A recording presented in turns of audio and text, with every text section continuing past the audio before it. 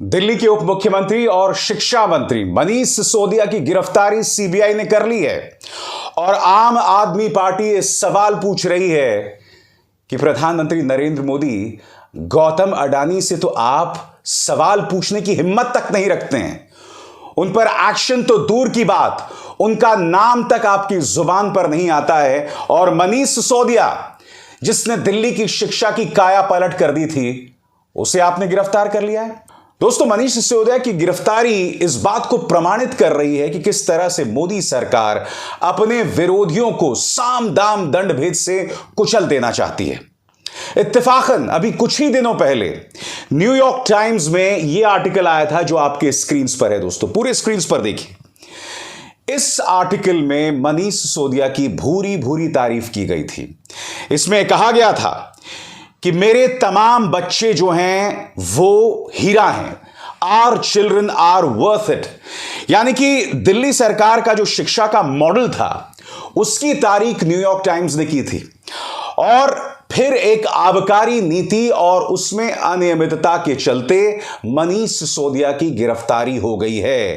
गैर कांग्रेसी पूरा विपक्ष एक तरह से मनीष सिसोदिया और आम आदमी पार्टी के साथ लामबंद दिखाई दे रहा है। चाहे अखिलेश यादव हो, चाहे केसीआर हो, चाहे ममता बनर्जी हो, चाहे उद्धव ठाकरे हो, तमाम जो नॉन कांग्रेसी विकल्प है इस वक्त मनीष सिसोदिया और अरविंद केजरीवाल के साथ खड़ा हुआ दिखाई दे रहा है।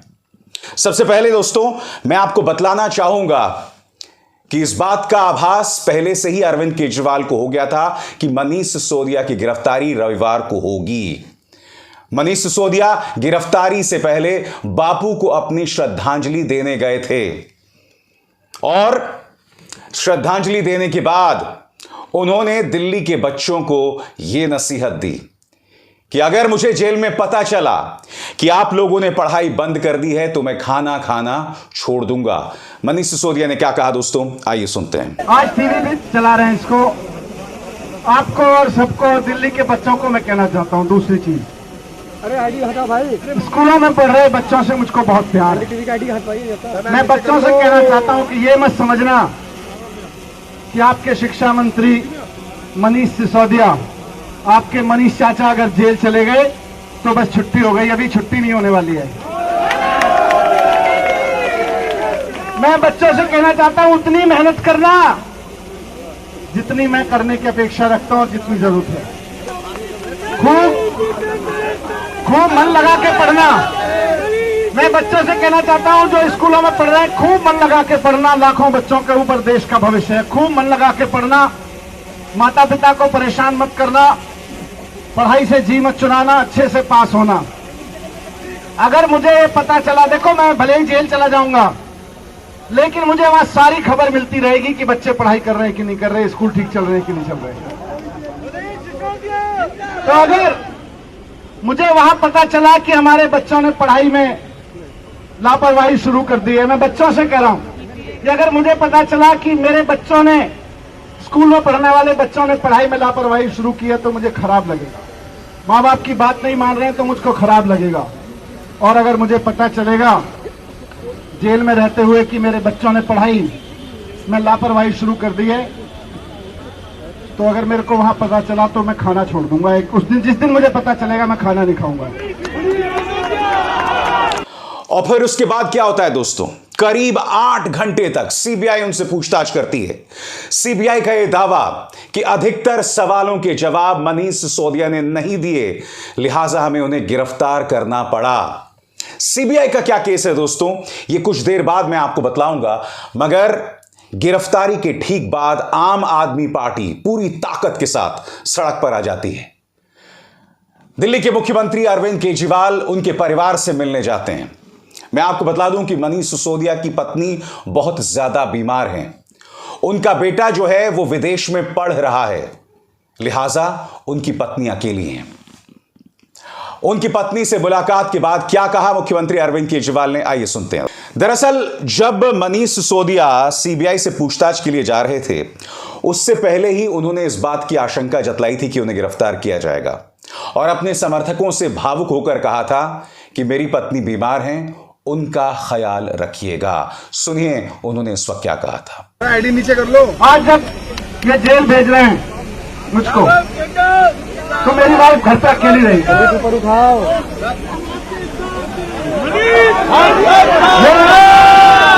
मैं इसलिए कह रहा हूँ, मेरा एक बेटा है, यही आपको। मेरा एक बेटा है जो यूनिवर्सिटी में पढ़ता है, अमितेश भाई। और मेरी वाइफ घर पे अकेली रहेगी। वो आजकल बहुत बीमार है। अमितेश भाई, आपको ध्यान रखना है, आपको ध्यान रखना है उसका। दोस्तों, जाहिर सी बात है कि आम आदमी पार्टी बहुत ज्यादा हमलावर हो गई है और मनीष सिसोदिया की गिरफ्तारी के बाद पूरा जो गैर कांग्रेसी विकल्प है या गैर कांग्रेसी जितनी भी पॉलिटिकल पार्टीज हैं वो अरविंद केजरीवाल और मनीष सिसोदिया के साथ खड़ी दिखाई दे रही हैं। कांग्रेस पूरी तरह से खामोश है। उल्टा मैं आपको बतलाना चाहूंगा कि आबकारी नीति के मुद्दे पर कांग्रेस ने अरविंद केजरीवाल पर हमला भी बोला है। कांग्रेस इस वक्त अप्रत्यक्ष तौर पर मनीष सिसोदिया की गिरफ्तारी का समर्थन कर रही है, मगर कांग्रेस को इस बात का आभास होना होगा कि वो ये ना भूलें कि इसके बाद नेशनल हेरल्ड केस में अगली बारी राहुल गांधी और सोनिया गांधी की हो सकती है। ये ना भूलें कि देश भर में कई जगहों पर किस तरह से कांग्रेसी नेताओं पर दबिश डाली जा रही है। इसलिए इनमें से कई लोग बीजेपी के सामने घुटने टेक रहे हैं। यह ना भूलें कि महाराष्ट्र में पूरी जो सरकार थी एनसीपी और शिवसेना के साथ, वो ईडी के दबाव के चलते बिखर गई। वो सत्ता आपके हाथ से निकल गई और वही दबाव चाहे झारखंड हो, चाहे मध्य प्रदेश हो, तमाम जगहों पर अपनाया गया। कहीं पर आपकी सरकार चली गई, कहीं पर आप किसी तरह से बचे हुए हैं। इसलिए यहां पर दोहरे मापदंड नहीं चलेंगे, यहां पर राजनीति नहीं चलेगी, क्योंकि आप और हम ये बात बखूबी जानते हैं कि ये सब इसलिए नहीं हो रहा है क्योंकि भ्रष्टाचार है। ये सब इसलिए हो रहा है क्योंकि भारतीय जनता पार्टी चाहती है 2024 से पहले पूरा जो विपक्ष है उसे समाप्त कर दिया जाए। इस हकीकत से हम नहीं मुंह मोड़ सकते। इसलिए आम आदमी पार्टी कह रही है कि गौतम अडानी को लेकर तो इतने सवाल हैं, उनका तो नाम तक लेने की आपकी हिम्मत नहीं है और आप आम आदमी पार्टी के नेताओं को गिरफ्तार कर रहे हैं। क्या कह रहे हैं संजय सिंह, जो कि पार्टी के सांसद हैं और इत्तेफाकन उन्हें भी पार्टी के अन्य नेताओं के साथ कल गिरफ्तार किया गया था। संजय सिंह क्या कह रहे हैं दोस्तों, आइए सुनते हैं। आपकी तानाशाही की पराकाष्ठा है मोदी जी। इस देश के करोड़ों लोग इस बात को देख रहे हैं कि एक ऐसे शिक्षा मंत्री जिसने पूरे देश और दुनिया को एक बेहतरीन शिक्षा का मॉडल दिया, उसको आज आपने जेल में डाल दिया।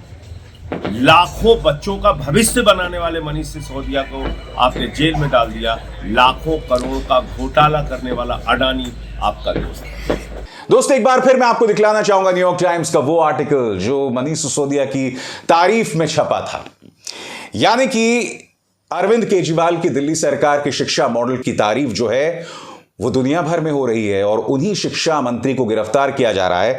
आप अंदाजा लगा सकते हैं कि इससे किस तरह का संदेश जाएगा। विपक्ष जो है, खासकर गैर कांग्रेसी विपक्ष, पूरी तरह से अरविंद केजरीवाल के साथ दिखाई दे रहा है। सबसे पहले मैं आपको बतलाना चाहूंगा अखिलेश यादव क्या कह रहे हैं आपकी स्क्रीन पर। मनीष सिसोदिया की गिरफ्तारी ने साबित कर दिया है कि भाजपा सरकार 2024 से पहले ही अपनी हार मान चुकी है। इसलिए अलग अलग प्रदेशों में विपक्षी राजनीतिक शक्तियों को झूठे मुकदमों में फंसा रही है, लेकिन संघर्षशील लोग जेल जाने से नहीं डरते। सच को भला कब तक गिरफ्तार रखा जा सकता है। उधर तेलंगाना के मुख्यमंत्री के बेटे केटीआर ने क्या कहा है आपके स्क्रीन पर अंग्रेजी में बयान है, मैं उसका हिंदी में बाद में तर्जुमा करूंगा। How many ED, income tax and CBI raids on BJP leaders or their kith and kin in the last 8 years। पिछले 8 सालों में भारतीय जनता पार्टी के कितने नेताओं पर प्रवर्तन निदेशालय, इनकम टैक्स और CBI ने रेड मारी है। आगे केटीआर क्या कहते हैं, क्या सब के सब बीजेपी वाले राजा सत्य हरिश्चंद्र के कजिन्स रिश्तेदार हैं? The country is watching how PM's cronies are protected despite serious allegations and how opposition leaders are hounded। जाहिर सी बात है यहां पर निशाना किसी और पर नहीं, गौतम अडानी पर है। और केटीआर कह रहे हैं कि पूरा देश देख रहा है कि प्रधानमंत्री नरेंद्र मोदी के जो खासम खास हैं उन्हें किस तरह से बचाया जाता है और उन पर कोई एक्शन नहीं लिया जाता है। केटीआर आगे क्या कहते हैं, Modi's operandi is clear. Target opposition leaders by all means at his disposal, either split the parties or poach their MLAs and dislodge elected governments. If nothing works, use their only allies CBI, ED and IT to harass and launch a smear campaign. Back it with paid troll army. KTR ने एक एक करके Bharatiya Janata party के tool kit को बयां किया है दोस्तों। वो क्या कहते हैं कि प्रधानमंत्री नरेंद्र मोदी का जो अंदाजे बयां है, उनका प्लान ऑफ एक्शन बिल्कुल साफ है। सबसे पहले विपक्ष को साम दाम दंड भेद से निशाने पर लो, या तो उन पार्टियों को तोड़ दो या उनके एमएलएस को पोच कर लो, और फिर जो चुनी हुई सरकारें हैं उन्हें बर्खास्त कर दो, उन्हें हटा दो। और फिर भी अगर कुछ काम ना आए तो सीबीआई का इस्तेमाल करो, इनकम टैक्स का इस्तेमाल करो, ईडी का इस्तेमाल करो। मगर मैं जानता हूं दोस्तों, आपके जहन में सवाल होगा कि सीबीआई का दरअसल इस मामले में क्या केस है। अगर सरल तरीके से इसको बयां किया जाए तो सीबीआई का यह कहना है कि दिल्ली की एक आबकारी नीति आती है, अब बगैर उसमें चर्चा किए मनीष सिसोदिया उसमें तब्दीली कर देते हैं। और न सिर्फ तब्दीली होती है, वो जो तब्दीलियां होती हैं एक आरोपी के व्हाट्सएप पर पाई जाती हैं। सीबीआई का क्या केस है दोस्तों, मैं आपको पढ़ के सुनाना चाहता हूं, एक एक करके आपके स्क्रीन पर आ रहा है ताकि आप इस मामले को समझ सकें। सीबीआई की प्रेस रिलीज के मुताबिक गिरफ्तारी के प्रमुख कारण, पहला कारण, मनीष सिसोदिया जांच में सहयोग नहीं कर रहे थे। दिल्ली के उप मुख्यमंत्री सवालों के जवाब से बच रहे थे। सीबीआई का दावा है कि गिरफ्तारी के लिए उनके पास पुख्ता सबूत हैं। अब मैं आपको बतलाना चाहता हूं दोस्तों, इस पूरे मामले की पृष्ठभूमि क्या है। दरअसल सीबीआई उनकी पूछताछ कब करना चाहती थी और क्यों दिल्ली के बजट का हवाला देते हुए उस वक्त हाजिर नहीं हुए थे मनीष सिसोदिया, और फिर कल यानी रविवार को उनकी गिरफ्तारी हुई। गौरतलब है कि इस मामले में जांच एजेंसी ने 25 दिसंबर 2022 को विजय नायर समेत 6 आरोपियों के खिलाफ चार्जशीट दाखिल की थी। सिसोदिया को 19 फरवरी 2023 को सीआरपीसी अंडर सेक्शन 41A के तहत नोटिस भेजा गया था। हालांकि बजट तैयार करने का हवाला देते हुए सिसोदिया ने समय मांगा था। दोस्तों, इसके बाद 7 घंटे, करीब 8 घंटे में 40 सवाल होते हैं और सीबीआई का यह दावा कि उनके किसी भी सवाल का जवाब उन्होंने ठीक से नहीं दिया, लिहाजा उन्हें गिरफ्तार कर दिया जाता है। सीबीआई का क्या कहना है आपके स्क्रीन पर। सीबीआई का कहना है कि दिल्ली की आबकारी नीति में परिवर्तन लाए गए और इस पर कोई चर्चा नहीं हुई। यही नहीं, आबकारी नीति में जो परिवर्तन लाए गए थे वो एक आरोपी के मोबाइल फोन पर मिले। तो यह है सीबीआई का केस। अब यह देश की जनता को फैसला करना है कि क्या इसमें भ्रष्टाचार है या महज नीति में परिवर्तन का घालमेल है और उसके अलावा कुछ नहीं। मगर एक बात जो तय है वो स्पष्ट नजर आती है, चाहे पश्चिम बंगाल हो, चाहे महाराष्ट्र हो, चाहे तेलंगाना हो, चाहे दिल्ली हो, वो तमाम राज्य जहां जहां पर विपक्ष की सरकार हो, झारखंड, छत्तीसगढ़, वहां पर मोदी सरकार की एजेंसीज दबिश डाल रही हैं किसी भी कीमत पर विपक्ष को 2024 से पहले बर्बाद कर देना है। जनता देख रही है। अब इसार शर्मा को दीजिए इजाजत। नमस्कार।